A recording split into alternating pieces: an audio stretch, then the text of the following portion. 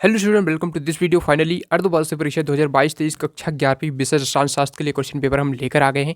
आप सबको पता है कि सभी जिलों में डिफरेंट पेपर आने वाला है, तो ऐसे में मैंने क्या किया है, सभी जिलों से देखिए, क्योंकि देखिए ऐसा तो है नहीं कि पूरा एज इट इज आपका इसी जिले में आ जाए, क्योंकि मेरे पास सभी जिलों के पेपर कैसे आ सकते हैं। इसलिए मैंने आपको क्या किया, संयुक्त रूप से मैं आपको ये पेपर प्रोवाइड करा रहा हूँ, जिसमें काफ़ी जिलों के, ठीक है, काफ़ी जिलों से कॉन्टैक्ट है, ठीक है।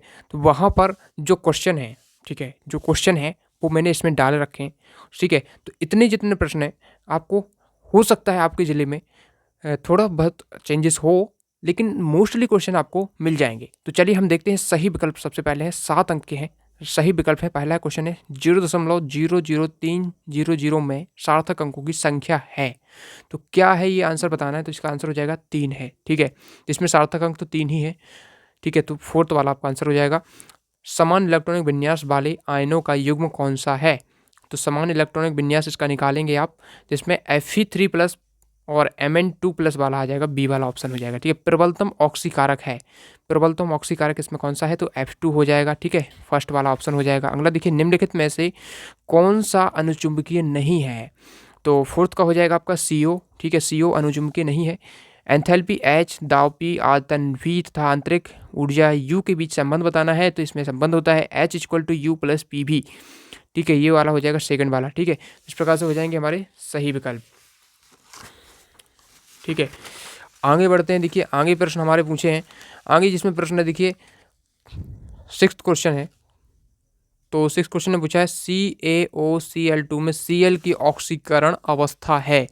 तो इसमें क्या निकल के आएगी, तो इसमें CO की किसकी पूछिए, Cl की पूछिए। तो इसका आंसर हो जाएगा आपका +1 और -1, फोर्थ वाला, ठीक है। निम्न यौगिक का IUPAC नाम बताना है आपको। तो इसका IUPAC नाम क्या है, इसका है 4-हाइड्रोक्सी-2-नाइट्रोबेंजल्डिहाइड, 4-हाइड्रोक्सी-2-नाइट्रोबेंजल्डिहाइड, फर्स्ट वाला ऑप्शन, ठीक है।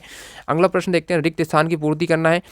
ऑक्सीजन में अयुग्मित इलेक्ट्रॉनों की संख्या खाली स्थान होती है। तो ऑक्सीजन में याद रखिएगा, देखिए ये हमारे 7 नंबर के रिक्त स्थान, ठीक है, सभी 7-7 के होंगे। तो ऑक्सीजन में अयुग्मित इलेक्ट्रॉनों की जो संख्या होती है वो कितनी होती है, 2 होती है, ठीक है। तो यहाँ पर आपको 2 लिखना है। चलिए मैं आपको लिख के दिखाते चलता हूँ कि ऑक्सीजन में अयुग्मित इलेक्ट्रॉनों की संख्या हो जाती है 2, ठीक है। और दूसरा प्रश्न है, आवर्त तालिका में बाएं से दाएं जाने पर परमाणु क्रमांक त्रिज्य कम होती है। तो इसमें कम भर लेना है। नाइट्रोजन अणु में खाली स्थान पाई बंद होते हैं, तो इसमें 3 बंद होते हैं, ठीक है। LCAO का पूरा नाम क्या है, तो इसका हो जाता है लीनियर कॉम्बिनेशन, ठीक है। इसका मैं लिख के दिखा देता हूँ आपको, ताकि आपको कोई दिक्कत ना हो समझने में, ठीक है। अच्छा, इसका कौन सा है, इसका आंसर देख लीजिए।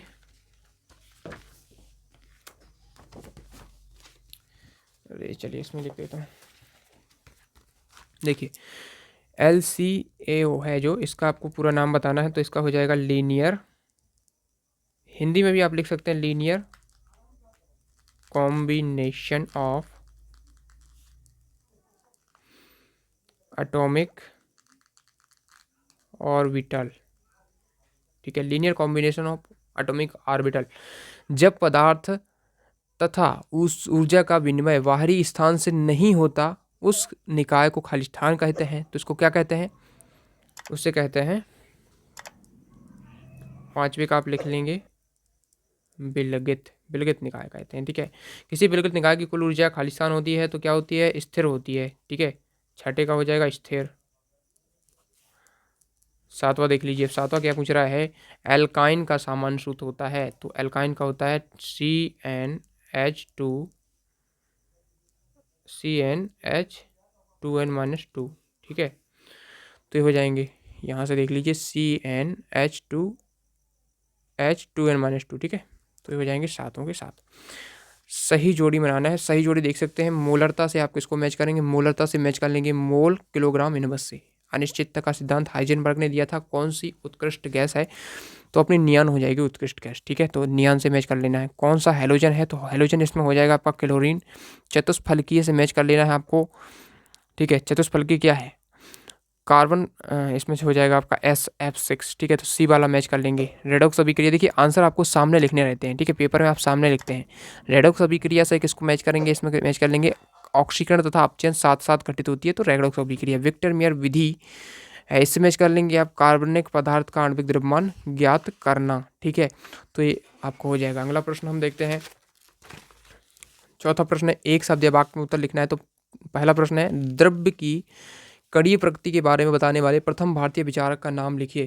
तो इनका नाम क्या है? महर्षि कणाद है। ठीक है, तो महर्षि कणाद इसका आंसर हो जाएगा। इलेक्ट्रॉन की खोज आप सब बचपन से पढ़ते आ रहे हैं, जे थॉमसन पहले का हो जाएगा महर्षि कणाद। ठीक है, महर्षि कणाद। दूसरे का जे थॉमसन।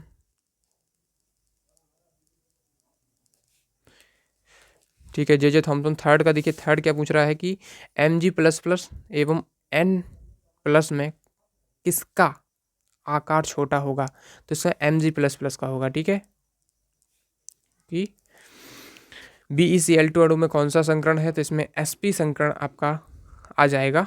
पांचवा देखिए, अगला प्रश्न है, एंट्रोपी क्या होती है? तो एंट्रोपी क्या होती है? एंट्रोपी एक भौतिक राशि है। ठीक है, और आगे लिखेंगे इसमें ऊष्मा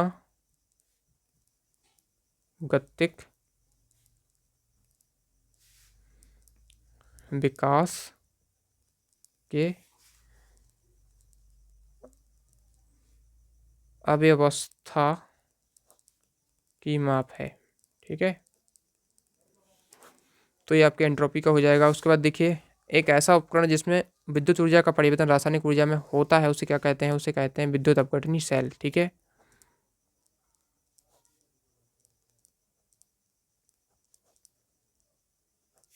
सातवां प्रश्न देख लीजिए, अंतिम प्रश्न है, वह प्रक्रम जिसमें इलेक्ट्रॉन का त्याग होता है उसे क्या कहते हैं? तो उसे ऑक्सीकरण कहते हैं। ठीक है, उसे क्या कहते हैं? ऑक्सीकरण, ऑक्सीडेशन।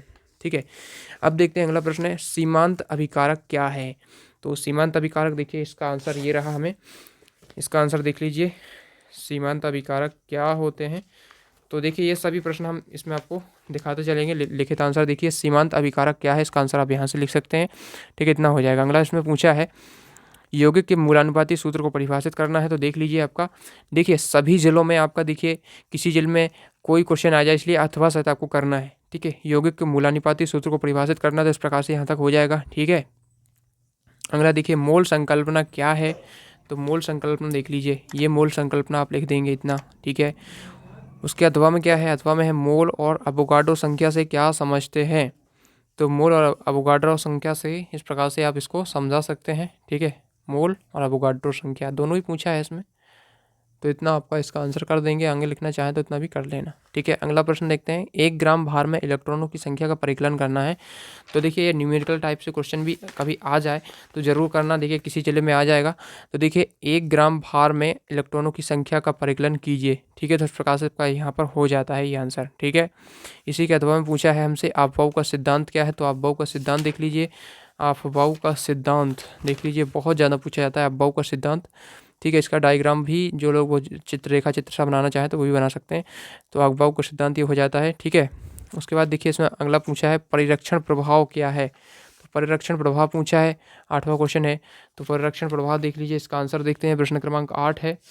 ठीक है, तो ये रहा परिरक्षण प्रभाव क्या होता है।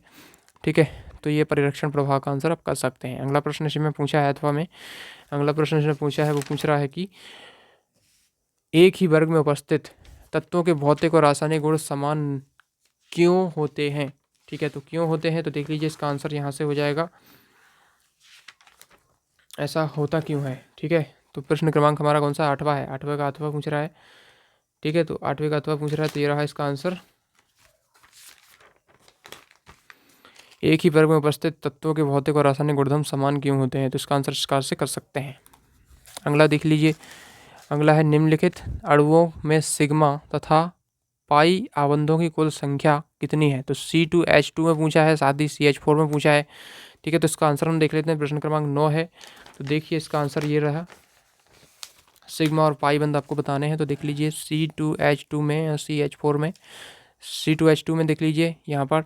ठीक है, C2H2 में 3 पाई बंद है और 3 सिग्मा है, पाई 2 है। ठीक है, और C2H4 में 5 बंद है इसमें। ठीक है, 5 सिग्मा है और पाई 1 बंद होगा। ठीक है, इस प्रकार से देख लीजिए इसका आंसर। उसके बाद देखिए, अणुकक्षक सिद्धांत क्या है? तो अणुकक्षक सिद्धांत अणुकक्षक सिद्धांत देख लीजिए, ये रहा अणुकक्षक सिद्धांत। ठीक है, तो क्या है पूछा है तो केवल क्या है कि लिख देंगे। ठीक है, इसमें और ज़्यादा डिटेल में पूछे तो वो आप लिखना चाहे तो लिख देना, वैसे इसमें अणुकक्षक क्या है ऐसा पूछे तो इसमें इतना लिख सकते हैं। ठीक है, इस प्रकार से इसका हो जाएगा। उसके बाद देखिए अथवा में सब पूछा है निम्नलिखित यौगिकों की आबंध रेखा सूत्र लिखना है। तो आबंध रेखा सूत्र कैसे लिखेंगे तो देख लीजिए, इसका आंसर मैं बता देता हूँ आपको। प्रश्न क्रमांक 10 है हमारा। ठीक है, आबंध रेखा सूत्र, तो देखिए निम्नलिखित यौगिकों के आबंध रेखा सूत्र, देखिए इसका आंसर हो जाएगा यहाँ से, ये बन जाएंगे आपके आबंध रेखा सूत्र। ठीक है, तो आइसोप्रोपाइल अल्कोहल को इस प्रकार से आप बना सकते हैं, और 2,3 डाईमेथिल ब्यूटेनल को बना सकते हैं इस प्रकार से। ठीक है, उसके बाद देखिए इलेक्ट्रॉन स्नेही तथा नाभिक स्नेही क्या है, उदाहरण सहित समझाइए। तो इसका आंसर हम देख लेते हैं, इलेक्ट्रॉन स्नेही तथा नाभिक स्नेही। ठीक है, इलेक्ट्रॉन स्नेही ये हो जाते हैं। ठीक है, धनावेशित इलेक्ट्रॉन स्नेही अभिकर्मक, इनके उदाहरण भी दिए हैं और उदासीन भी दिए हैं। नाभिक स्नेही ये हो जाते हैं और इनके उदाहरण भी यहाँ पर दिए हुए हैं। ठीक है, तो इस प्रकार से, और उदासीन लिखना चाहें तो उदासीन भी लिख देना। ठीक है, उसके बाद देखिए अगला प्रश्न हम देखते हैं। तो प्रश्न क्रमांक 10 देख लिया। ठीक है,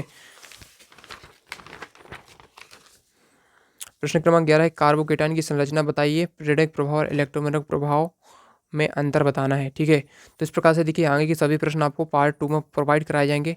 तो पूरे प्रश्न ये रहने वाले हैं पार्ट 2 में। इसका वीडियो मैं आपको जल्दी बनाने वाला हूँ, पार्ट 2 में देख लेंगे। और इसका पीडीएफ डाउनलोड करना है, लिंक डिस्क्रिप्शन में वेबसाइट की मिल जाएगी, वहाँ से इसका पीडीएफ भी आप देख सकते हैं। ठीक है, तो चलिए मिलते हैं नेक्स्ट वीडियो में। Thanks for watching. टेलीग्राम को ज्वाइन जरूर कर लेना, साथ ही इस चैनल को सब्सक्राइब करना मत भूलिएगा।